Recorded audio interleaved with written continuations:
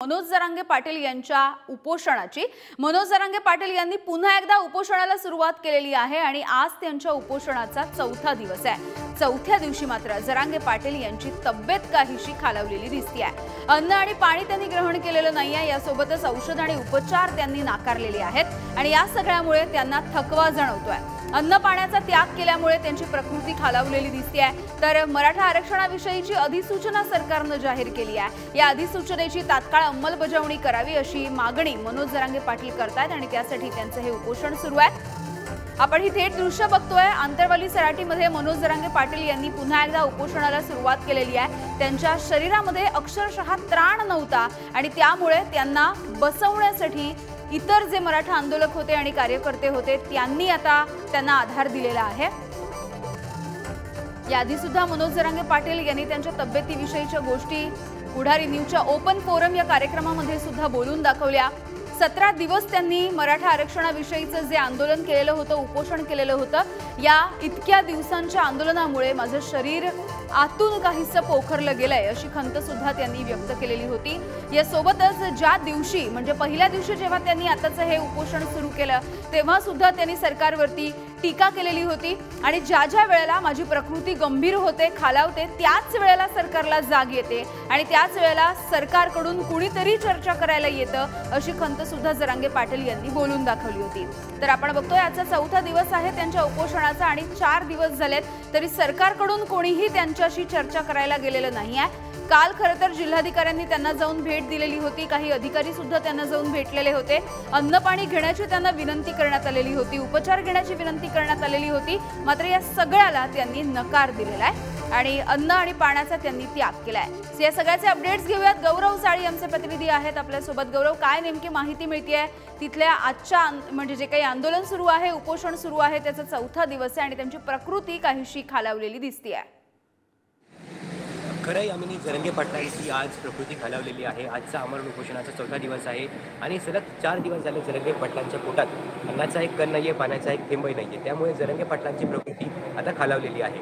काल आपण पाहिलं तर काल जरांगे पाटलांनी पत्रकार परिषद देखील घेतली होती आणि यांनी जरांगे पाटलांनी पत्रकारांच्या प्रश्नांना देखील उत्तरं दिली होती। मात्र आज जरांगे पाटील हे व्यासपीठावरच पडून आहेत, झोपून आहेत, त्यांना बसताही येत नाहीये। जे मराठा आंदोलक आहे, मराठा कार्यकर्ते आहेत, हे जरांगे पाटलांना हात धरून कुठून बसवताना आपण पाहिलेलं आहे। जरांगे पाटलांची प्रकृती आता खालवण्यास सुरुवात झालेली आहे। जरांगे पाटलांनी आज माध्यमांशी देखील बोललेले नाहीये, सोबतच त्यांनी आज पुन्हा एकदा म्हणजे चौथ्या दिवशी सलग त्यांनी आरोग्य तपासणी नाकारलेली आहे। इथे मराठा आंदोलक, मराठा भगिनी आलेले आहेत पंचक्रोशीतून, त्या देखील जरांगे पाटलांना मागणी करतायत, विनवणी करतायत की तुम्ही पाणी प्यावं, उपचार तरी घ्यावेत। मात्र जरांगे पाटील यांना नकार देत आहेत आणि ते आपल्या आमरण उपोषणावर ठाम आहेत।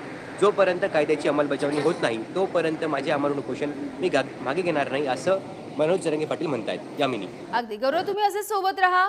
खरं तर अनेक वेळा उपोषण करून जरांगेंच्या शरीरावरती नेमका काय परिणाम झालाय आणि त्यांचं शरीर कशा पद्धतीने कमजोर झालंय याबद्दल ते वाशीमध्ये आले होते आणि त्यावेळेला पुढारी न्यूजने ओपन फोरम हा कार्यक्रम त्यांच्यासोबत केला होता आणि याच कार्यक्रमामध्ये त्यांनी आपल्या तब्येतीविषयी बोलून सुद्धा दाखवलं होतं, आपलं मन मोकळं केलं होतं। तेव्हा त्यांनी नेमकं काय म्हटलं होतं आपण बघूयात।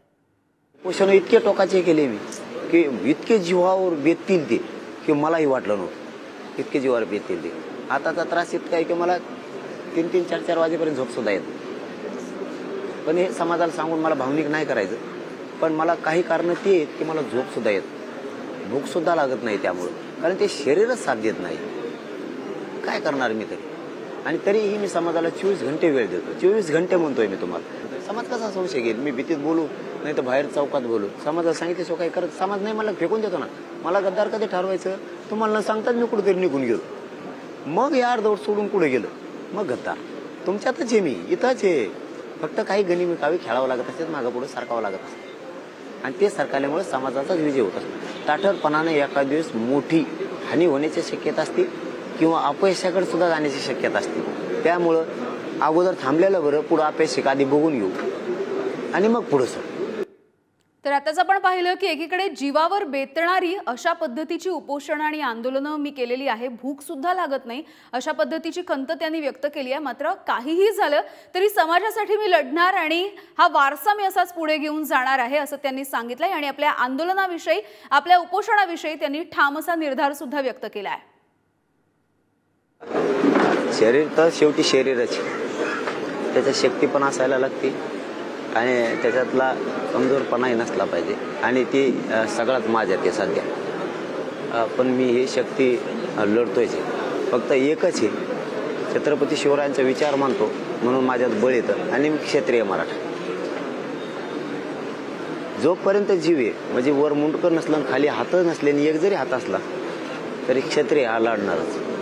तसा मी लढणारच, मी हटणारच नाही.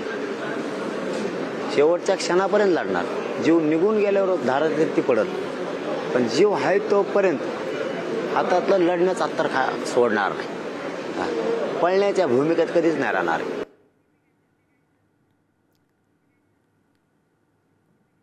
तर दुसरीकडे 20 फेब्रुवारीला विधानसभेचं विशेष अधिवेशन घेतलं जाणार आहे.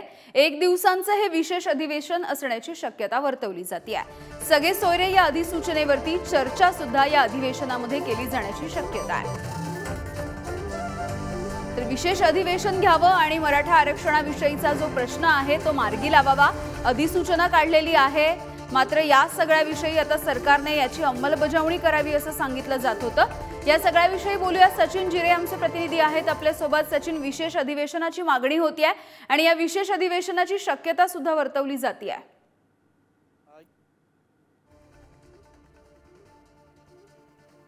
आहेत आणि त्यांची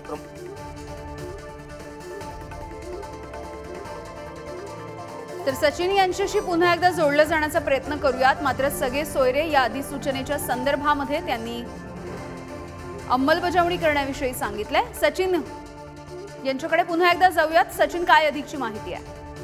नक्कीच आपण पाहिलं गेली 4 दिवसापासून मनोज जरांगे पाटील हे सगळे सोयऱ्यांचा जो कायदा आहे त्या कायद्याची अंमलबजावणी व्हावी व कायदा पारित करावा, अधिवेशन विशेष अधिवेशन बोलून या पद्धतीची मागणी करत आहेत आणि उपोषणावर ते सध्या ठाम आहेत.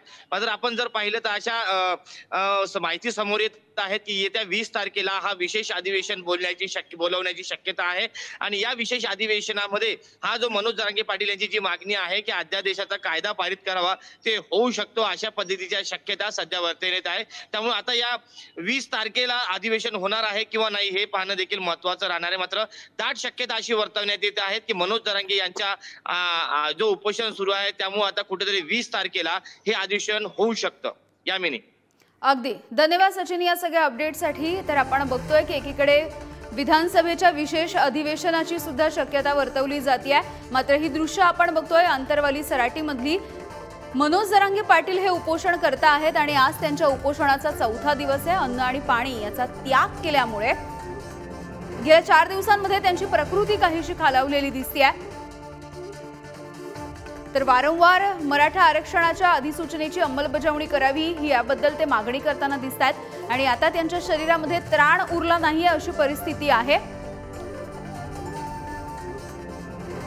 तर याआधी सुद्धा मनोज जरांगे यांनी अनेक उपोषण केली. या उपोषणामुळे आपलं शरीर कमकुवत झालेलं आहे अशा पद्धतीचं वक्तव्य सुद्धा त्यांनी केलं होतं. मनातली एक खंत आणि या सगळ्या गोष्टी खरं तर त्यांनी पुढारी न्यूजच्या ओपन फोरम या कार्यक्रमामध्ये बोलून दाखवल्या होत्या.